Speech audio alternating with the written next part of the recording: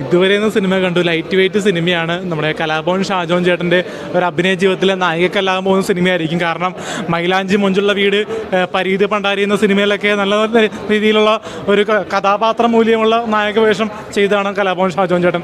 അപ്പോൾ അതിൽ നിന്നൊക്കെ ദൃശ്യം 2 എന്ന സിനിമയിൽ നിന്നും വ്യത്യസ്തമായിട്ടൊരു നായക വേഷം ചെയ്ത ഒരു സിനിമയാണ്. ഇമോഷണൽ ആയിട്ടും ഫാമിലി ഓറിയൻറ്റഡ് ആയിട്ടും കലാഭവൻ ഷാജോൺ ചേട്ടൻ്റെ ഒരു അഭിനയ ജീവിതത്തിലെ വ്യത്യസ്ത ഒരു നിമിഷത്തിലൂടെയാണ് കടന്നു പോകുന്ന സിനിമ.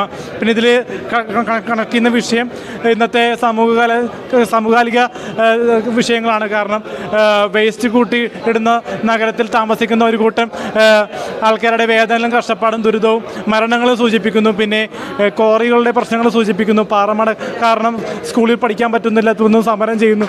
അപ്പോൾ കഠിന ജീവിതത്തിൻ്റെ യാഥാർത്ഥ്യമാണ് ഇതുവരെ എന്ന സിനിമ സൂചിപ്പിക്കുന്നു. അപ്പോൾ എല്ലാവരും തിയേറ്ററിൽ വന്ന് കാണേണ്ട ഒരു കലാഭവൻ ഷാജോൺ ചിത്രമാണ്.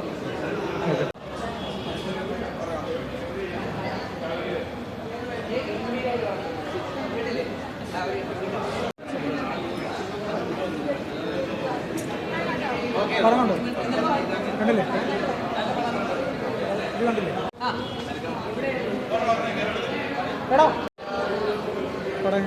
നല്ല സിനിമയായിരുന്നു. നല്ല പെർഫോമൻസ്, കൊള്ളാം, ഇഷ്ടമായി. നല്ല രീതിയിലാണ് കൈകാര്യം ചെയ്തത്. തീർച്ചയായിട്ടും ഞാനിവിടെ ഉണ്ടായിരുന്നു. അത്യാവശ്യം എഫക്റ്റ് ചെയ്തു. കുറച്ച് ആരോഗ്യപരമായിട്ട് പ്രശ്നങ്ങളൊക്കെ ഉണ്ടായി. അപ്പോൾ ഇതൊരു ഭയങ്കര ഒരു ഐ ഓപ്പണറാണ് ഈ മൂവി. നന്നായിട്ടുണ്ടായിരുന്നു. നന്നായിട്ട് ചിത്രീകരിച്ചിട്ടുണ്ട്. നമുക്കൊന്നും അവിടെ പോകാൻ പറ്റിയില്ലല്ലോ, പക്ഷേ ഇത് കറക്റ്റായിട്ടൊരു ഐ ഓപ്പണറായിരുന്നു. സംഗതി കാണാൻ പറ്റിയ നമുക്ക്. താങ്ക്സ്. അതായത് ഷാജോൻ്റെ ഗംഭീരമായ ഒരു അഭിനയ പ്രകടനം അത് കാണണമെങ്കിൽ നിങ്ങൾക്ക് ധൈര്യമായിട്ട് ടിക്കറ്റിന് എടുക്കാം. അതായത് നമ്മൾ പല വിഷയങ്ങളും അതിൽ വന്നിട്ടുണ്ട്. അതായത് ബ്രഹ്മപുരം അവിടുത്തെ പ്രശ്നങ്ങളൊക്കെ നമ്മൾ അറിഞ്ഞിട്ടുണ്ടല്ലോ. ഞാൻ TV കൂടെ ആയാലും നമ്മൾ കണ്ടിട്ടില്ല. അത് ശരിക്കും നമ്മൾ ലൈവായിട്ട് ഇരുന്ന് ബിഗ് സ്ക്രീനിൽ കാണുന്ന പോലെ നമുക്ക് തോന്നി.